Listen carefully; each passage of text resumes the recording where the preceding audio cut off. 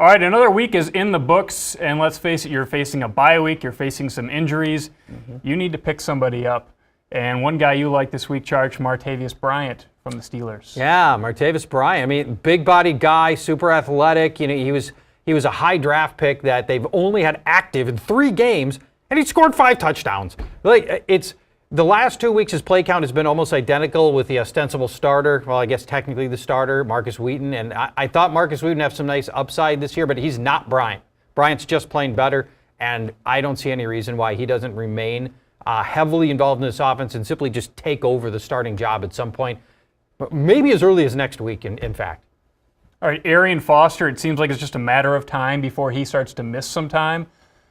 So far, so good, but Alfred Blue, definitely a guy you're going to want on your team, especially if you have Arian Foster. Yeah, Alfred Blue is definitely a guy that you're going to want to keep your eyes on. The Texans are on bye this week, so there's a real chance that we won't know a lot about the severity of Arian Foster's hamstring injury for a while. Foster has a long, storied history of hamstring injuries, and if this one is severe, Blue could be the starter in Week 11 and maybe even several weeks beyond that.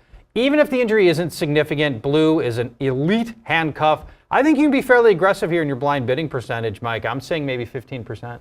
All right, 2 weeks ago, Charch told you to pick up Kyle Orton if you needed a quarterback. Last week again, urged you to pick him up. Pick up Kyle Orton. I know. So this week, if you need a quarterback, who should you go pick up? How about Kyle Orton? Let's go Kyle Orton. It's my weekly plea. Pick up Kyle Orton. He's now his bye is past him. He's still available in 70% of leagues, despite being a top 5 fantasy scorer in the month in which he's played games. Look, why wouldn't you want Kyle Orton throwing to Sammy Watkins? Go get him now. I've got a free agent blind bidding percentage of 10% on him, and frankly, you could go even higher if you wanted to. Ryan Tannehill coming off a great week, and one of the guys he has to throw to the rookie Jarvis Landry, who not a lot of people are aware of right now. Yeah, Jarvis Landry is under the radar, but if you're under the impression that Brian Hartline is Miami's number 2 receiver, then you haven't been listening and you haven't been watching, because we've been pushing Jarvis Landry for a while because the rookie's been outproducing Hartline for more than a month.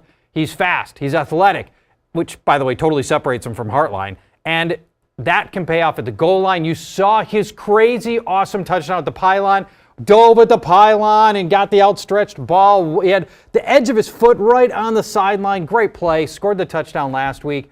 I think he belongs on rosters, on a Miami offense and a whole team that's really playing better than we thought they would. I would bid maybe 8%. All right, we talked about the injury to Nick Foles, and so, of course, Mark Sanchez, a guy to target this week. Yeah, I'm high on Mark Sanchez in this Philadelphia offense. He was fantastic in the preseason, completing 80% of his passes, had a passer rating of 113 in the preseason. And then last week, without the aid of first-team reps, he completed almost 70% of his passes. He threw 2 touchdowns.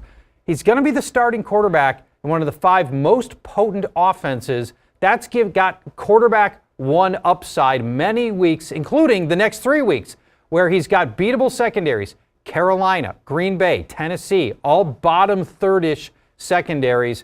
I think you can go after Sanchez. You don't have to be apologetic here. You can go after him. And keep in mind, we should also mention this, I guess. Foles' injury is likely to keep him out until mid-December, and if Sanchez is playing well, he'll just hold it for the rest of the year. I'd bid maybe 8 to 10% of your cap. All right, those are 5 guys to pick up this week. Target on waivers. There are 7 at fantasyvictory.com.